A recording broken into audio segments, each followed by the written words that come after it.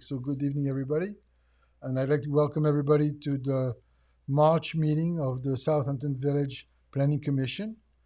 We'll go through our agenda items tonight. So the first item is the Pledge of Allegiance, which I pledge allegiance to the flag of the United States of America and to the republic for which it stands, one nation under God, indivisible, with liberty and justice for all. Okay. Hey, Mark, we cannot see you. The screen says SHV 2024, but there's no image. Ah, now it came. Now it came? Okay, great. Thank you. Thank you for bringing this up. So I'll do a roll call. Michel Brogard. Hello. Michael Anderson. Present. Catherine Blackmore. Present. Christian Picot. Present. And myself, Mark Schiffer. And so the next item on the agenda that I like to, we'll go over it quickly, but I always like to introduce and talk about the changes in personnel in the village.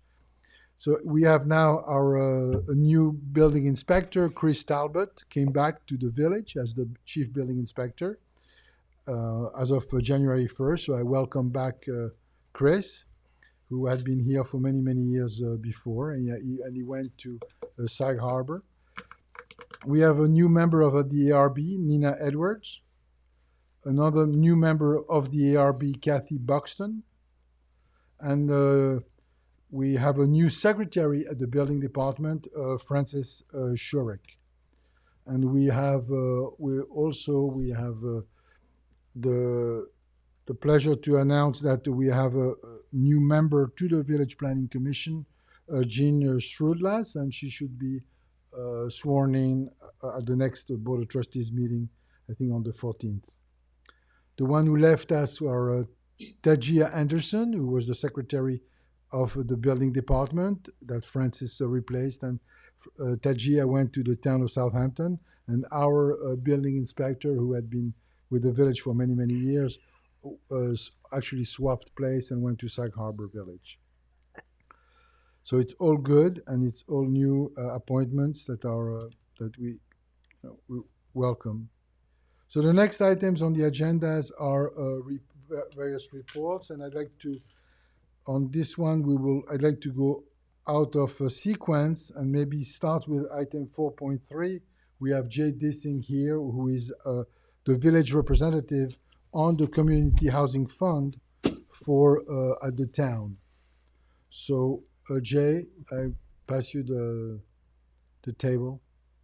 Great, thank you very much, and I appreciate all of your time on behalf of the village and for inviting me here today to talk a bit about what is happening at the town level in terms of affordable housing and perhaps ways that we can work together to move the ball a little bit forward. It's a pretty challenging process. We have years to catch up, but hopefully we can start to move the needle in a slightly different direction. So I believe that all of you received a copy of the community housing plan that was recently adopted by the trustees. So that was essentially the work that our board has done over the past 15 months or so since we were sworn in January of 2023. And that plan was really meant to be a guide to define what the opportunities are in each of the different villages, municipalities, and outlying areas, what the problems were, how some were different than others, and perhaps to have us focus more the kinds of programs and plans that the town would want to focus on going forward. Just so that you're aware, on April 1st of 2023 is when the fund opened for business, but it really only began receiving funds 2 to 3 months later, because any contracts that were signed before April 1st of 2023, did not pay any funds into the community housing fund. As of December 31st, the number that had been paid in was roughly 7.3 million. And as you know, we get 0.5%, and the run rate now looks to be approximately $1 million per month.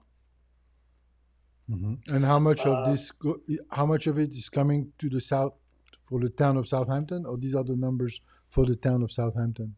Those are the numbers for the town, yes. Okay. So 7.3 million were for the town, and we think it's going to be roughly.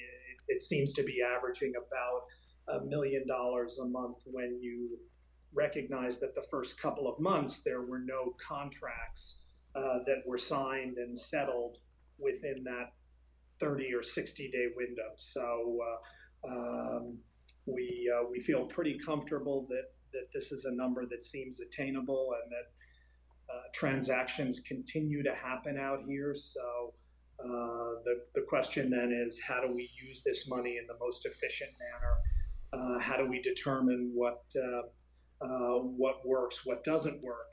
And what Southampton did, which was a little bit different than East Hampton, was we actually drew up a number of different programs that we felt would address some of these issues in the most impactful way. So we have workforce housing covenants.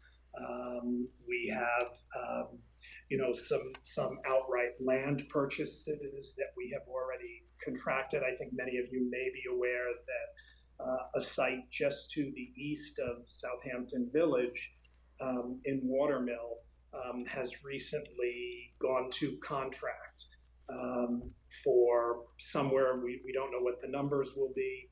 It was a farm lot on the north side of Montauk Highway that was owned by the Ewell family, and it's just beyond the Audi dealership. You'll see a sign actually that says under contract when you drive by on the north side of the road there going out Hampton Road.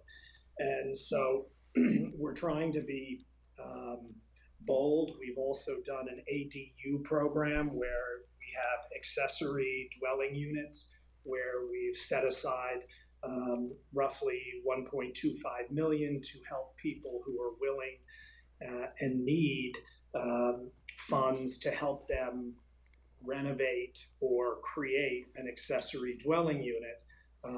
And by receiving these funds, they commit that they will always keep that unit available for a full-time, affordable rate housing unit in the town.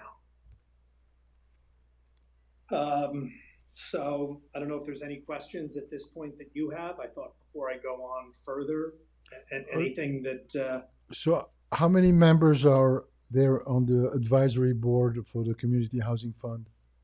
So there are 17 members on the board, and that includes one member from the town council.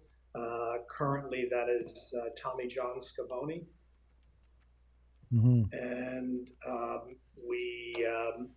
we've been meeting we actually were meeting almost every 2 weeks for the first 6 months, and now we're on a monthly meeting schedule. And we're hoping that with the adoption of this community housing plan, that various developers, not-for-profit individuals, and people in the community will start to come to us with some of these opportunities that we have outlined. Mm-hmm. And it's and right now it's under the leadership or the oversight of the Carabac at the town of Southampton.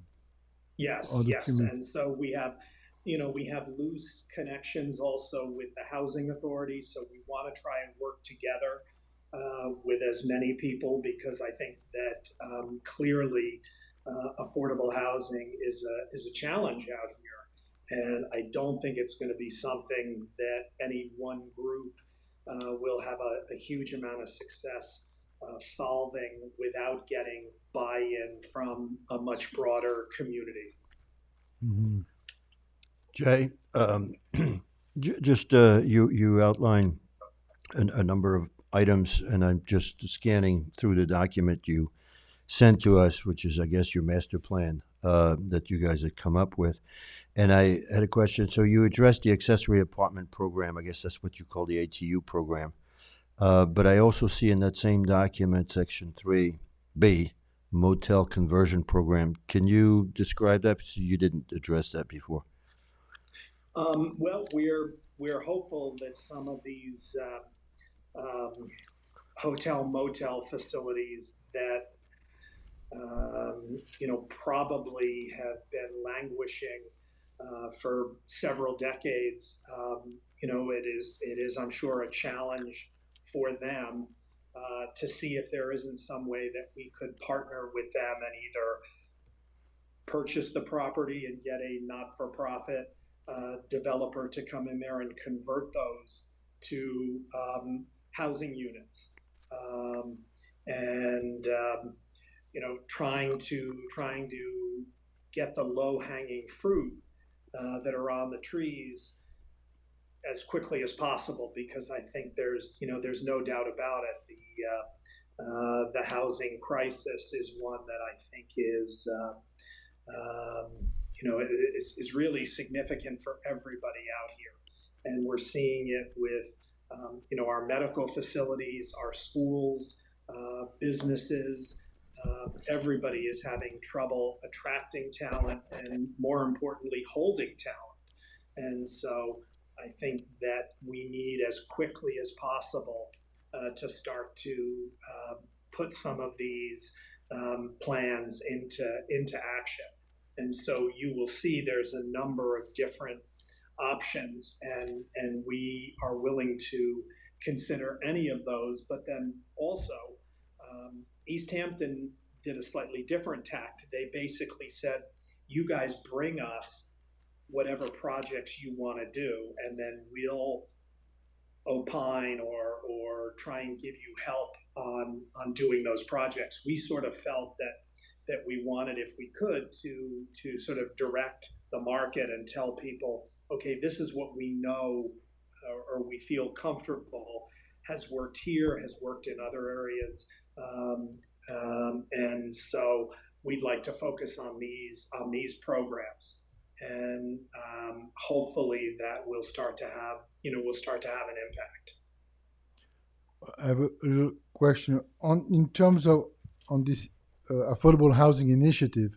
Do you think that maybe one component could be also to improve public transportation? Because we are the way I see it is that we are east of the canal, where land is really, really very, very expensive, and it's very difficult to get the numbers to work for the development of affordable housing. And if we were able to improve public transportation, and then so employees at the hospital or some of the major employers in the area could then possibly find affordable housing in further west and not have to deal with such terrible traffic. Yes, I think that is something that should be considered, but it's a little bit beyond our scope.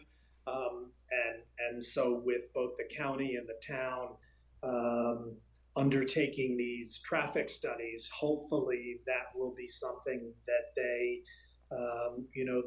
will move forward on to improve the transportation, so that people can perhaps park in Patchogue or Exactly. West Hampton Exactly. and take the trains out. Yes. Exactly. But I do think that that's probably only a Band-Aid, because you might be reducing someone's hour and a half commute to 45 minutes or an hour. Our community is pretty spread out, so I'm just not certain how much bang for the buck, but that will be an interesting review that hopefully the traffic studies will focus a little bit more on. Mm-hmm. I mean, from our viewpoint, what we see, and it was very interesting. I don't know if any of you read a recent report that was uncovered relating to the Liberty Gardens project. But there was a traffic study that was done by Dunn Engineering from West Hampton, and I really was not very schooled in the engineering and the design and the ups and downs of traffic studies. And it was quite interesting because what it was essentially focusing on is that once you hit the Lobster Inn, the problem that we have to some extent, I mean, obviously there's a lot of vehicles coming through. But the bigger problem is that we have far too many curb cuts all along that route. And that is the critical issue for both safety and speed along those roads, because what's constantly happening is people don't exactly know where the curb cut is. The markings are poorly done. You have a mishmash of businesses. And so the traffic can't flow efficiently to the next stoplight. You've got cars that are moving out around someone who's making a right-hand turn. You have cars that are pulling in. And so, I think one of the things that we have to look at, and our group is even talking about this and trying to give feedback to the trustees, is for the town to start purchasing some of these parcels and perhaps sterilizing them, turning them into community preservation fund land. If you know in Southampton, up where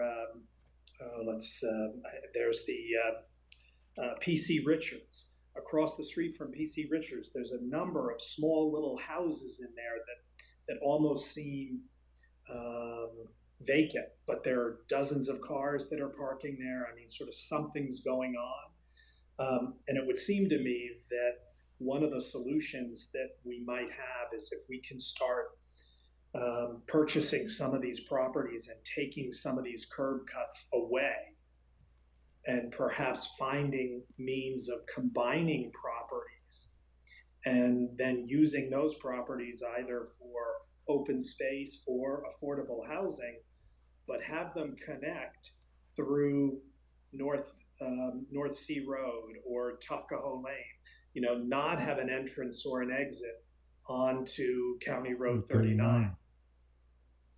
Yep, thank you. Any more questions? Just on that very point, if you have the site purchased by the Community Preservation Fund, you can't convert it then to a workforce housing, can you?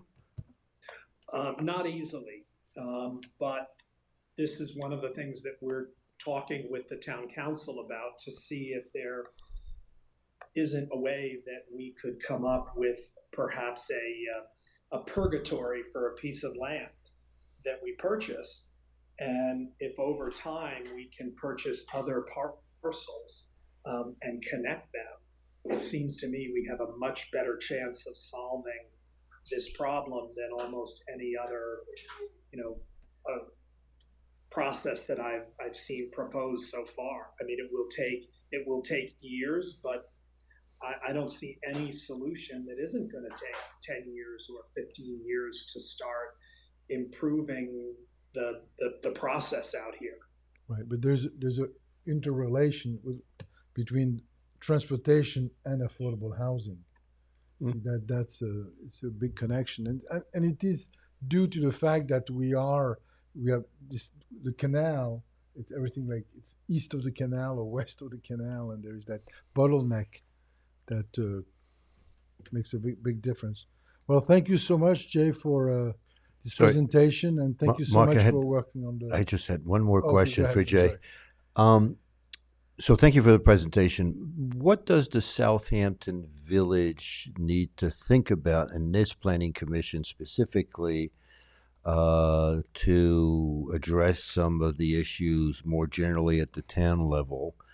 Um, are there zoning things one needs to think about for recommendations that the planning commission of this village should think about holistically as part of this master plan?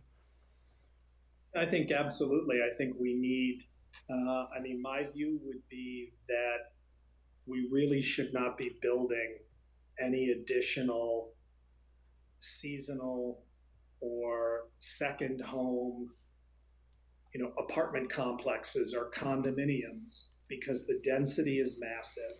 Um, you know, we've got to, we're continuing to do the same things that got us into this problem when we developed Watermill Crossing with, what is it, 34 units, and 4 of them are affordable housing. That's correct. Yeah. I just think that that's something that if we don't get a handle on, because that is going to be, there's going to continue to be developer pressure because that's probably the way to make the most money on your project.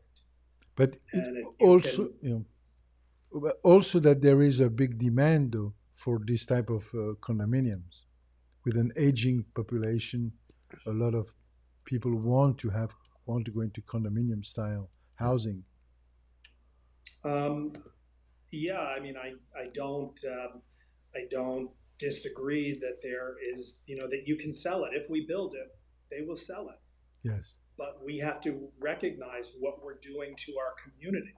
We have completely, over the past 20 years, you know, unbalanced the people living out here, and we don't have workers who can afford to live and work out here, and that's not a sustainable model.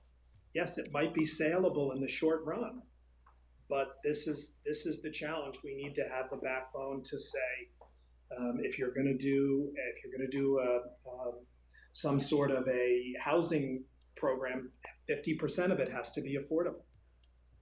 Mm-hmm.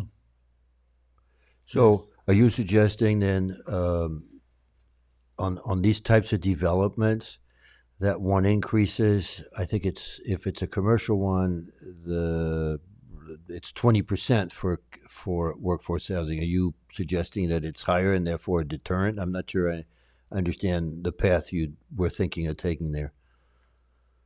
No, I think you have to cover. I mean, I think for decades we haven't been covering the density Right. in our community. We've been converting all of the worker staterooms on the cruise ship,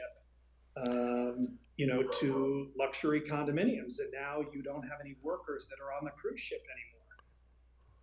Yeah. So who's going to make your coffee? Who's going to, be your ER doctor? They can't afford to get on the ship. So, Right. I think it'd be great from this presentation to continue thinking for our purposes at the Planning Commission in Southampton Village as to maybe thoughts that you and this commission might have to address in the 6.5 square mile issues that might be helpful to the overall town plan. Jay, Mhm. that'd be great to sort of maybe put a work session together to sort of figure out if there is things that could make sense that we could come up with. Because everything you Yeah, talked about is about the town, and I'm like, okay, great, we're planning commission of the village. What is it that we should contribute in terms of our thinking process and the direction we should take for that thinking process? And I'm unclear of the path. But also the Mhm. other question that to ask is that in terms of funding of the community housing fund, how much is coming from the village, and then how much of a say should the village have in on the use of the funds? That's the old adage for the community preservation fund. We know that, isn't it? Well, part of the problem is, finding locations in the village that will be acceptable to village residents and the community to put affordable housing and then actually go ahead and execute that. I mean, I think we potentially have the hospital property, which is underutilized right now. Over in the old town area, that could be a site even today for affordable housing units. But I think if we don't start putting together some sort of a portfolio of workforce housing, we're seeing more and more businesses that are outsourcing everything. I mean, I don't know if any of you have had this experience, but many companies I think are now using Riverhead and West as sort of a base, and then they keep a smaller presence out here because they just can't find people to staff the offices. That's right. That's very true. That's very true. And but there are a lot of sites also surrounding the village, like around the Major's Path on No Sea, and there's a lot of potential for development in those areas that are very relatively close to the village. Mm-hmm. That But as I long do think it's really important for us to take the high ground and actually have projects in our village that are satisfying the affordable housing need. Mhm. I think we have to lead the way. And so one of the other things that I can certainly and I will raise this. I mean, we actually had a pretty lengthy discussion, and it was sort of tabled because our board was somewhat concerned about the optics of us making zoning recommendations to the town. It's controversial, Right.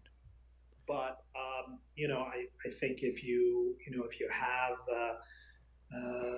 a problem and you're not willing to go to the core issue, it's difficult to ever solve that problem. Yeah. And that's correct. I mean, there is you mentioned before the project for Liberty Gardens that's coming, and it is an affordable housing project, but I'm not sure how much it's going to help our community since it's trying to service a very specific type of population. Yeah, I mean, I think that the board recognizes that the best option is for us to have local control.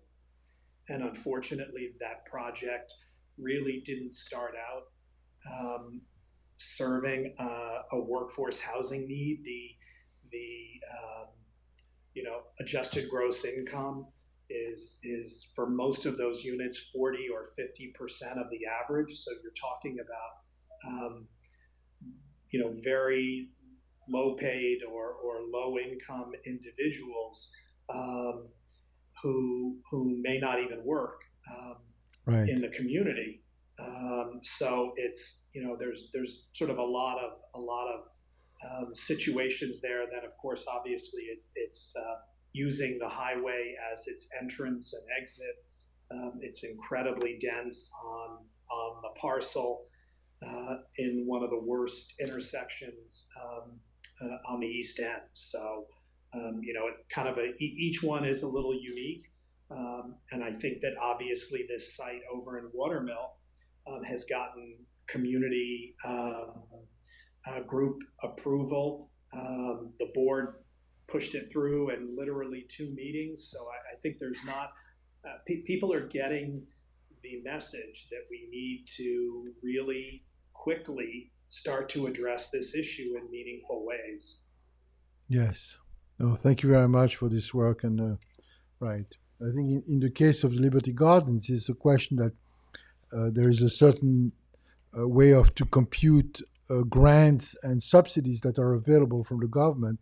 And since Suffolk County is actually one of the counties in the union that has the highest average median income, it makes it's tremendous amount of subsidies that would be available if you start to service very low income population.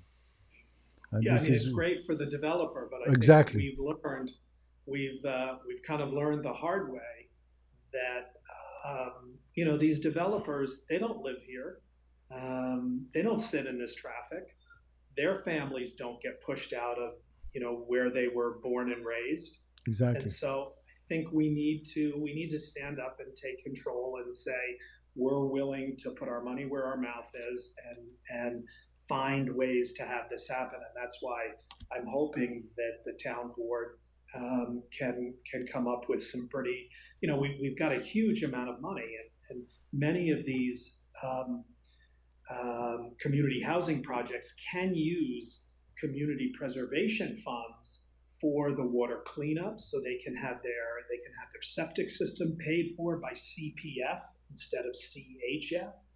Um, if there's open space that might be part of the project, um, you could subdivide the parcel and you could have CPF by 1 acre out of the 4.5 acres. And so there's lots of ways that we might be able to um, creatively put more of these deals together with the kind of money that we have. Because my understanding is that CPF has a pretty big bankroll right now. Right. Okay. Well, I want to thank you. Any more questions? No, thank you, Jay. Thank you, Jay. Really, thank you very much, and keep up the good work to represent us on that CHF. Good, and I really appreciate that's a great suggestion that you have about, I think this will give me the ability at the next meeting to go back and say, I'm hearing from my community that they would love to know what they could do on the zoning front that might help you. Because if you require developers to do something, generally they'll do it. Yeah. And we have money to help them, to maybe defray the initial purchase costs, to ensure that they get, the right kind of sewer treatment plant on the facility, or even give them a little bit more density if they're going to give us, a better number of affordable units. Okay. Right. Thank you so much, Jay. Good. Thank you. Appreciate Okay. it. Take very care. good. Thank you. Take care. Thank you, Jay. All right. So the next item on the agenda, we maybe will go again out of. Oh, let's take it back to the first item. Christian, do you want to just update a quick update on the sales service, to the improvement to the sales service Sure. in the So village? we're in the middle of an RFP process, which was launched around the 10th or 15th of January. RFPs are due in on March 29 from the tower operators. That's actually on the village website for anybody who wants to read that. The question and answer period ended on February 9th for the RFP. So we're now the 7th of March. We got another 20 days. And then the committee that was formed will look at this at the end of the month in terms of what the answers were. That committee comprises the building inspector, the village administrator, the village planner, and 2 members of the planning commission, who are Michel Bourgard and myself. So we'll be working on that, first week of April, and figuring out what proposals we have on the table. Right. By way of background, the issue was mostly for Verizon service is actually pretty good in the village, but anybody else who does not have Verizon, like AT&T, Sprint, or other services, was really an issue in the village. And upon the leadership of Christian and now Michel, they have worked very hard to try to improve the cell service in the village, and also make an improvement also for our emergency personnel. Okay, so thanks a lot, and you'll keep us posted. The next item on the agenda is something that also Michel has taken on to lead, which was Yes. to review. We put together a task force to review local law 7 of 20, and regarding the penalties and violations for local code offenses. So, Michel, can you tell us a little bit So, about it?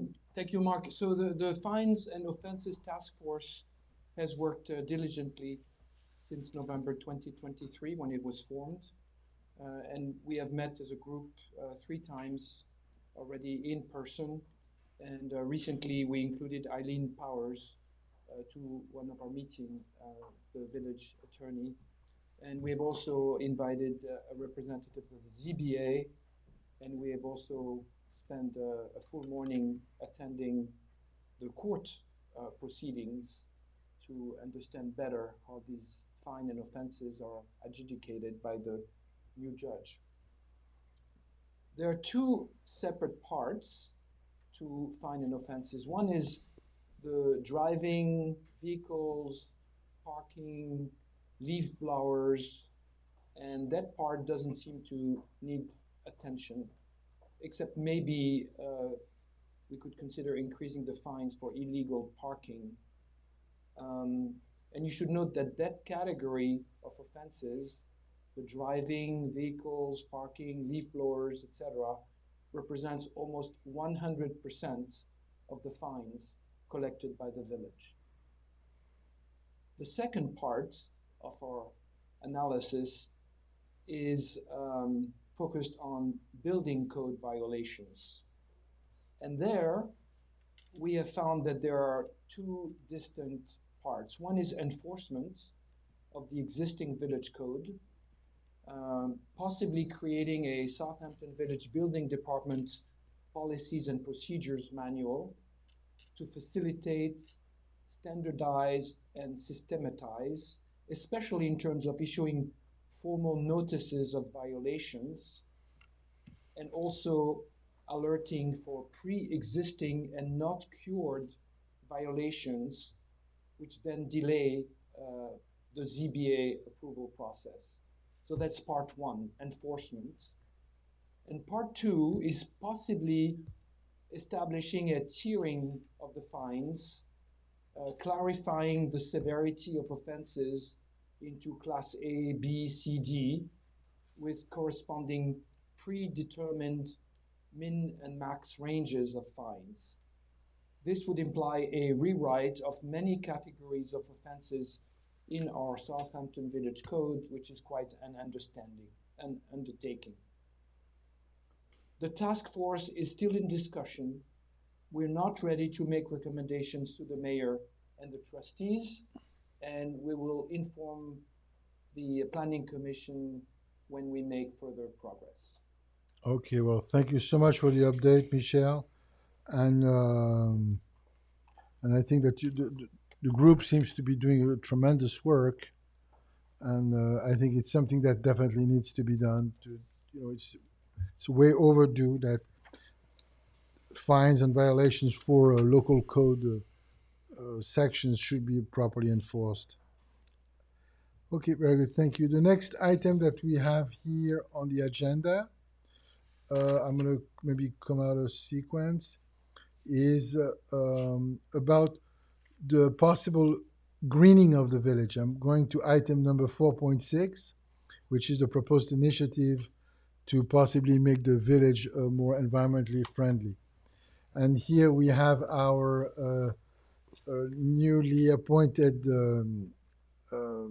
member of the Planning Commission, who is our student liaison, Catherine Blackmore. And I'm going to now pass on the table to Catherine. Okay, thank you. So these are my options for ways to better the environment. We only have one Earth, and yet we're not caring for it in a proper manner. There are many ways to better the community, but here are a few that I believe could be very helpful. Many issues derive from poor practices within the landscape industry, including the excessive amount of fertilizers, herbicides, and insecticides applied to gardens weekly. For example, if we reduce the amount of mowed lawn by 30 to 50% and replace it with meadow-like areas, it would reduce the use of chemicals, hence improve the environment.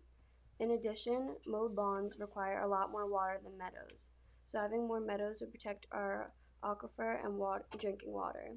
These simple fixes, allow for more beneficial insects and wildlife to survive in their habitat and give us a healthy environment. The amount of fertilizers used should be reduced, or the use of an organic fertilizer should be encouraged compared to chemicals.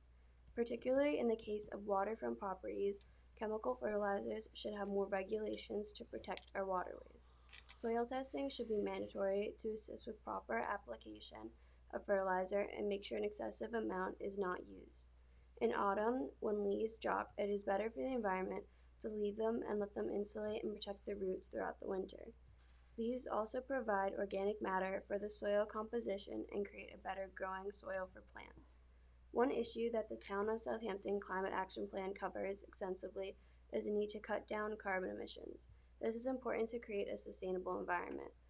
And to build on the Peconic Bay Region Community Housing Project or any affordable housing, a sustainable way for electricity, gas, or oil is the use of solar panels and is much cheaper in the long run. The average U.S. homeowner will save around $42,000 over 25 years after installing solar panels. It also takes only around 5 to 7 years to pay off the upfront cost. Solar panels help to stop the overuse of carbon emissions. Another element of the reduction of carbon emissions could be the planting of more trees. In neighboring towns, a tree can be bought for a deceased loved one, and this leads to a better environment where the town doesn't need to incur the costs. A tree fund committee coordinates selling and planting trees to the public, which leads to a healthy environment. Another sustainable option is the use of green roofs. Black tar roofs attract a surplus of heat, and then this heat transfers into the building. This leads to the air conditioners having to work much harder. Green roofs consist of 4 to 6 inch trays of plants lining the roof acting as a cover. An alternative to asphalt driveways, which leads to air pollution, are permeable driveways. They are made of materials such as stone, brick, or gravel instead of tar. The advantages of permeable driveways is that they are pervious and allow water to drain through. This also leads to less flooding. These are just a few solutions that I believe can make a positive impact on our environment and community. All right, thank you so much, Catherine. Appreciate very much. Good job. Good job. Good job to look into it. It's very nice. And we want to try to make our village more environmentally greener village. And we were among the leaders in terms of plastics when we got rid of the plastics about, what was it, 10, 15 years ago, when we did not allow, where we mandated paper. And now, the one item that maybe we can look into it is to try to promote the use of what's called PHA plastics, which are plastics that are biodegradable.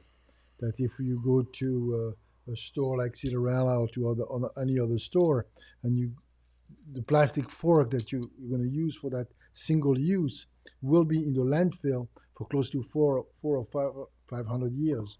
Whereas now they have developed what's called PHA plastics that are biodegradable. And it's still at a very infancy, but I think it's maybe something that we should look into promoting. Any questions on that?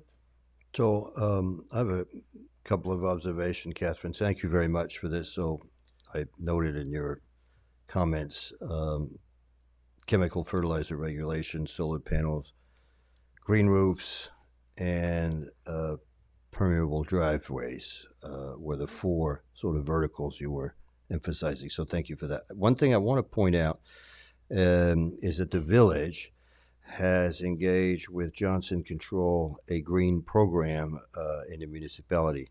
For instance, converting from incandescent to LED light bulbs in the streets, covered solar panel parking, updating of windows and power plant for the buildings. So the village is already engaging itself in a carbon reduction. They issued a AAA bond for it, work with Johnson Control, and there's been a lot of initiatives that are going on right now. So I just wanted you to be aware that this is already going on. The other thing, as you know, this planning commission has initiated through the Arbor Foundation the nomination of a tree city, and we're really making finally a lot of effort in terms of dealing with public trees, which absorb an enormous amount of carbon, and we are really acting as responsible citizen when it comes to carbon with public trees, and a lot of work by the tree committee is being done, the DPW on that front, and we will celebrate Arbor Day, and I hope you will come on Arbor Day as we do every year. So, but thank you for your work, Catherine. When is Harbor Day? It's the last Friday of April, Last and Friday of April, it is okay. specifically, I believe, I'd have to quickly check, April 26th. April 26th. Okay, I great. need to. I'll verify this. And So we would like to invite everybody to participate. I believe there will be an event at the memorial yeah, usually it's in at Agawam Park. at Agawam Park. Is it going to be? It's going to be our second Harbor Day. Third day, third one. Oh, third one. Yep. Time flies. Time flies. And our liaison from the Planning Commission to this initiative is Michael Anderson, who's doing a lot of work with the tree committee, and the board of trustees will announce some changes to the tree committee. I think at their next meeting on Thursday. Okay, fantastic. Okay, so moving right along, in this case, the other items that we have here on the agenda, we have the proposed code amendments for permeable surfaces and then stormwater control. So we had our previous co-chair, Michael Lieberman, had prepared a summary of his findings and a comparison with what is being done in other towns like Sagaponack. And I think we should possibly review this and maybe see whether an actual recommendation was made to the mayor on this. I don't know if somebody wants to take it on to. I'll be happy to follow up. I'll recirculate what the recommendation was to the Planning Commission members and Okay. seek comments Okay, fantastic. so that we can formally put it to the mayor. Thank you. Okay, great. Thank you so much. The next item was here. I was hoping that possibly Eldon Scott was going to come tonight, but he's not here to speak about the possible creation of a business improvement district for the Village Business District. We have a lot of activities. There were a lot of sales within the Village Business District, which is very exciting. So I think it's a great time to possibly organize such a group. And the other item on the agenda was about the pickleball regulation. I think that this is an ongoing topic that's being reviewed. I think there were some public hearings on it, which is the conversion of tennis courts to pickleball and what should be done about the noise that results from these pickleball courts. But I think this is being reviewed right now by I think the ARB and The Board of Trustees. the Board of Trustees. Okay, very good. The next item that we have on the agenda was items by Alex, updates from Alex Wallach, but Alex is not here tonight, so maybe I see him on the screen. Oh, Alex is here. Okay, great. I'm sorry, I missed you. So, what you want to just briefly touch upon the various items here? There was this architectural and historical structure survey. Has this been completed? It's being filed with the New York State Office, the Parks Office, which handles historic preservation. And then we're going to be engaging the next phase of that, hopefully soon, by coming up with a scope of work for the intensive level phase that will follow. Mm-hmm. And is there going to be a change in the designation of historical structures, or are we staying with, what is it, like 30, 40 years, or? It's not based on age, it's specific to the individual structures. The historic districts have certain boundaries, and then buildings are classified within them as being contributing to that district or not. Mm-hmm. And this is being formalized in that survey? So that's already, work has already been done. What this survey would do is explore areas of the village that are not covered by a historic district to determine if they should be covered either by an expansion of existing districts or by the creation of a new district. Okay, okay, great. And which other items do you want to touch upon? Do you want to? There was this issue of the lot coverage for the waterfront property on the ocean. This is an idea that's been floated. I don't really have any information on that, if that's something that's been studied or if that's something that's being considered by the trustees or not. Hmm. Yeah, it's an issue that in most jurisdictions in the East End, when you calculate the lot coverage for waterfront lots, the area that's being taken into account is the area up to the crest of dunes. But in the village of Southampton, we allow to go all the way to the high water mark, which then allows to have much larger houses, much bigger houses. It's something that maybe should be reviewed. And any other items that you think should be brought up, Alex? No, I think that's all I have right now. The ARB on Monday has a hearing scheduled to consider landmark designation of some very significant modernist homes throughout the village. So that will happen at Monday's meeting. That was an effort from a study that they commissioned from an architectural historian. And we welcomed Frances to the building department, as you noted, and so she's been doing a great job getting up to speed on zoning board, planning board, and posting the planning commission agenda. Okay, fantastic. Yeah, very nice.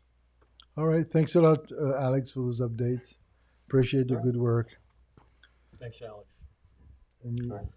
I just wanted to, it's not on the agenda, just briefly update the planning commission and the public on gas leaf blowers, if I Yeah. may. Right. Sure. So this is something the planning commission had worked in 2022. This refers in village code to section 78-4. We have spring cleaning and fall cleaning, during which gas leaf blowers are authorized to be used. The spring cleaning for this season will start next week, March 15, will go on until May 15th, where gas leaf blowers will be able to be used for the very last time during spring cleaning. Fall cleaning starts on October 15th, but as of October 1st, gas leaf blowers are no longer allowed to be used in the village going forward as of October 1st. This has gone through public hearings. It's in the village code, and I just wanted to ensure that the planning commission and code enforcement, as well as village residents, are aware that the last time they'll be using these tools will be from March 15th, next week, to May 15th. After that, they can be retired. I know there's some exception in the code, and I was looking for it earlier for private use on smaller lots and that are there. Now, the deputy mayor is going to work with the mayor to put out a flyer to inform the community of this, which will be sent out hopefully with the tax roll bill that'll come out, I forget when they're at the end of May or something. So we'll put a flyer out both in English and Spanish to update the community as to how to deal with leaf blowers, amongst other things, and it'll be also in the village's upcoming newsletters. So just wanted to bring that up in terms of where we are. Thank you. And it's certainly a very welcome change. I mean, the noise complaint, there was a tremendous amount of noise complaints within the village, and those leaf blowers sometimes, especially on around smaller lots, make it really intolerable in the summer. So I think that's a very welcome and very good change that we're enacting right now. Okay, so we have this, we talked about Harbor Day. Well, the next item on the agenda was we have just item 8, just the village election that we have coming up next June. Everybody should start to get ready for it. This year, it's the date I believe will be June 14th, and then otherwise, so that will complete all the items on the agenda. So right on time, 6:30. So any public comments or discussions? Oh yeah. Okay. Thank you. Yeah. Thank So you. I'll make a motion to approve the minutes from the January 2024 Planning Commission meeting. Do I have a second? Second. A second. Oh. All in favor? All in favor? Aye. Aye. Okay. Thank you, Jolie. Thank you. Thank you, Joey, for reminding us. Yes. So if there's no other comment, I just would like to make a motion to adjourn to our next meeting on April 4th at the same time. And have a great March. And don't forget to turn the clocks back. When is it? Next week? Was that right? Is it next week that we turn the clocks Sunday. back? Sorry? Is it Sunday? Yeah, I think so. This is Saturday night. spring ahead, fall back. So we're losing an hour. Okay, thank you so much, and we'll see you next month. Thank you. Thank you. Okay, this is good.